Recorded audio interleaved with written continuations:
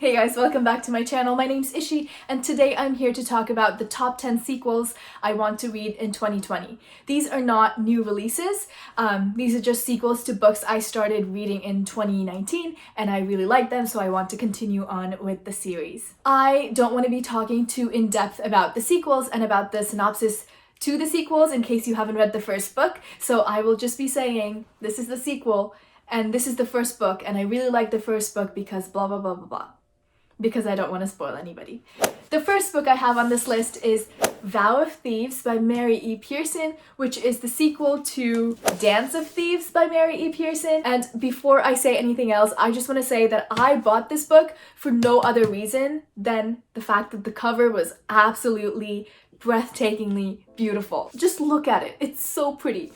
And the cover to the second book, and the spines, I wanted these books on my bookshelf and I have them and I'm so happy about them. This came out in August of last year and I actually read this in 2018, I believe, like December 2018, and I really enjoyed it. This book is a dual perspective book and our two main characters are Kazi, who is part of the Queen's Guard of Venda, and Jace, who is the son of a criminal family. Basically, Kazi, along with the Queen's Guard, is sent to Hellsmouth to kind of look into this criminal family and to like even arrest them if need be. But something happens and Jace and Kazi end up on this like journey together. There is insta love, but honestly I really enjoyed reading it still. I really enjoyed the dynamic between Jace and Kazi. Both of them are equally as witty and clever, and one thing that did frustrate me is the fact that I feel like a lot of the problems in this book could have been solved by communication between Kazi and Jace, but both of them, even though they are on this journey together, have a kind of secret agenda that they're trying to go behind the other person's back for, which is why I get that they're not communicating well. But I loved reading about it because I got to see the world from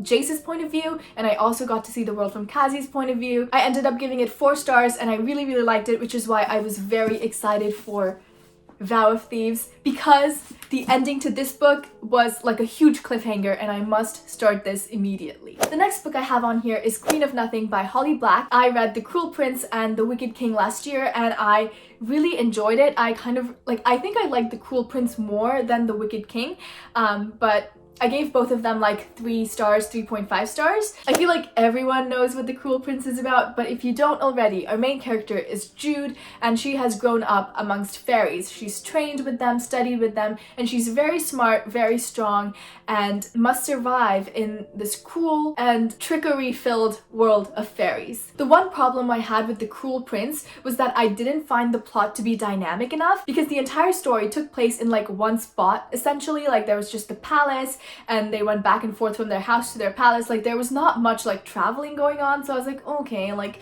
go somewhere please. The second book, actually, there was a lot of traveling going on. We go to the human world, we go back to like where all the fairies live, go underwater. Like there's a lot of traveling going on and I really enjoyed that because it helped me explore like the map of this world more. And I think the characters were also better developed in the second book, so I'm hoping to see how much these characters have grown in the third book as well. So yeah, I'm very much excited and I need to know how the story ends. The next 2 books I have on here are God's Grave and Dark Dawn by J. Kristoff. I read Nevernight back in like July or like June and I really enjoyed it. So Nevernight is about this girl named Mia and her father is killed by like the government. So she goes off to an assassin school to learn how to become an assassin so she can assassinate the people who killed her dad. And basically at this school are other students who are also learning to become assassins. They're all deadly, and I really enjoyed the fact that all these side characters were really well developed. One of my biggest pet peeves when it comes to books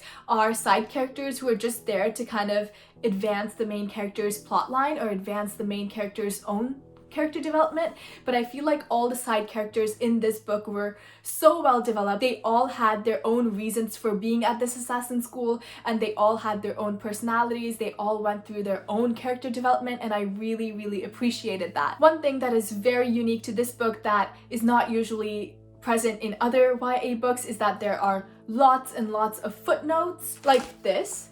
There's just so many footnotes that go more in depth about something I just read, and To be completely honest, I found that to be like a little bit annoying because I have to stop reading like mid-paragraph and then go read this footnote about this thing that I don't understand yet. It did make for like a very unique reading experience, but it did kind of take me out of the story a bit. Another thing that I found about Nevernight was that the writing was really dense, so I had to pay a lot of attention to make sense out of stuff, but I really loved the characters, I loved the storyline, and I'm very excited to read this and this.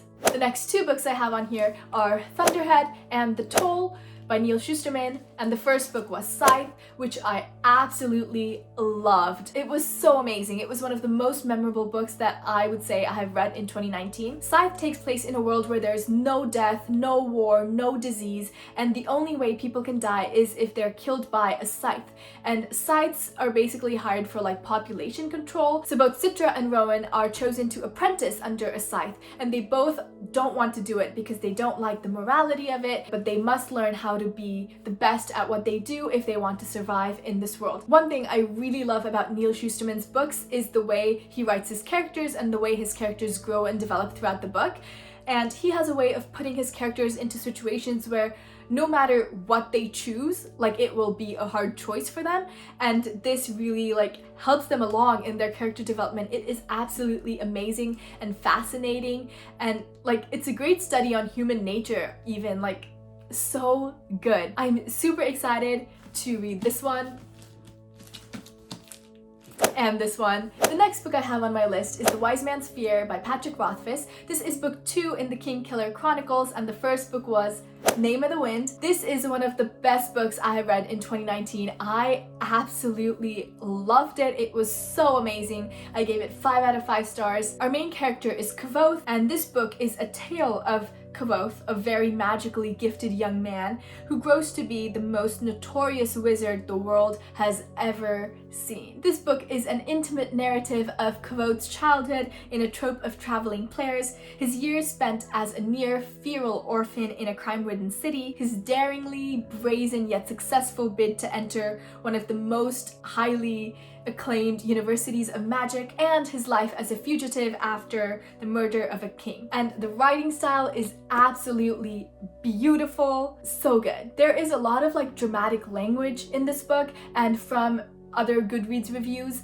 I get that some people don't really like the style of writing, but I absolutely loved it. It just made it that much more epic for me. I do have one very important critique for this book, however, and that is the lack of good female characters. There's only like one female character, and that is obviously our love interest, and she's just perfect, absolutely gorgeous, absolutely perfect, basically an angel sent from heaven. I'm like, is that realistic? No. Is she romanticized just for the main character to have a love interest who's perfect in every single way? Yes. So I really didn't like her, and I really didn't like the fact that there were no like good female characters with actual substance behind who they are as a person. That being said, I really did like the book, so I really do want to continue on with the rest of the series. As of right now, there is no third book yet, and this author is very much compared to George R.R. Martin, where you have no idea when the next book is coming out. So hopefully it comes out sometime soon. And considering that this book is so big, I expected it to start out really slowly, and I expected to not really be into it until like a good chunk of the way through. But this book captivated me from the very start, and I was so excited reading it, and it was a good read. Highly recommend. The next two books I have on this list are A Gathering of Shadows and A Conjuring of Light by V.E. Schwab, which are both sequels to A Darker Shade of Magic. I absolutely loved V.E. Schwab's writing style in Vicious and in Vengeful, which is why I went and bought all 3 of these books in collector's edition, because I expected them to be like some of my top favorite books in my life ever. And I was a tiny bit disappointed because my expectations for this book were like up here, and this book fell a little bit short. I still liked it though, like I'm not roasting it, I still liked it. It's just I went into it expecting so much and then didn't get everything that I was expecting. I gave it 3 stars, but there is a lot of potential in this world and in this series that I really am excited to read the next 2. I also bought the next 2 with my own money, so I will read it. This book takes place in a world where there are 4 parallel Londons. There's Red London, Grey London, White London, and Black London. Our main character, Kel, is from Red London, and this is where magic flourishes. Our other main character, Lila, is from Grey London, and that's where magic is like not a thing. There's no magic. White London is where people are like power hungry for magic, and it's just a terrible, terrible place. And Black London doesn't exist anymore because it got destroyed because of magic. So our main character, Kel, is an Antari, who are magicians who have the power to travel between these different Londons. And one day, Kel was taking something from one London to another, which is like forbidden. You're not allowed to take stuff from one London to another. And he gets caught and he gets in trouble. He bumps into Lila, and somehow the two of them must save the world. This is Kel right here.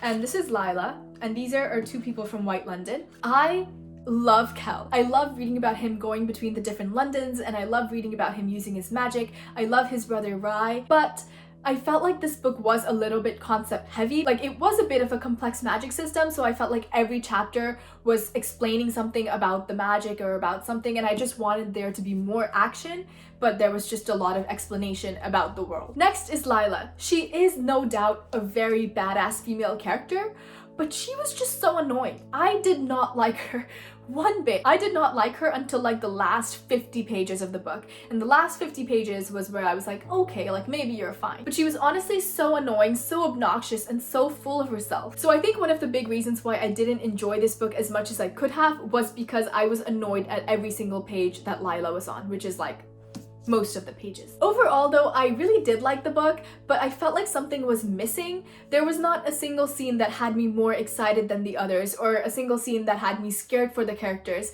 Like, it was all kind of very stagnant. So hopefully the second and the third book are better than this one. There's tons of potential for this plot line, and I really like the characters, so hopefully I like them. The last book on my list is Muse of Nightmares by Laini Taylor, which is the second book to Strange the Dreamer, which is another book I absolutely loved last year. So this is a dual perspective book, and it follows Laszlo. He is fascinated with this city called Weep, but this is a lost city. It's basically like a fairy tale, so believing in the city is kind of like considered childish, but he has read everything there is to read about the city, and he has studied everything there is to study about the city, and lo and behold, one day, warriors from this apparently legendary mythical city show up and whisk him away to the lost city of Weep. The second character we follow is Sarai, who lives in this lost city of Weep, but I don't want to give too much away because that would be spoilers. I loved reading through Laszlo's perspective. He was an amazing main character, and I just loved all the chapters with him in it. I did not enjoy Sarai's point of view until like a good 3/4 of the way through, so that is one of the reasons why I found this book a little bit hard to get into, but